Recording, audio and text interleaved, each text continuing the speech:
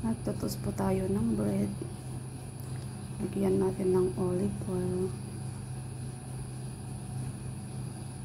Gawa tayo ng brochetta. Ito yung gamit ko. Tomato with celery. Lagyan natin ng pepper.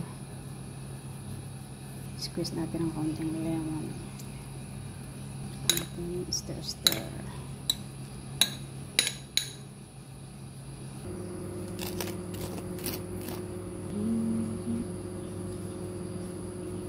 Natin ang ating mozzarella ball. Yan na nga, nabake na nga po. Ito na siya.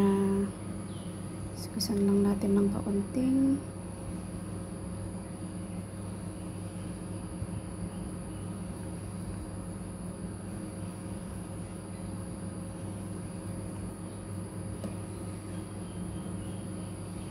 Ayan na siya ang ating brochetta.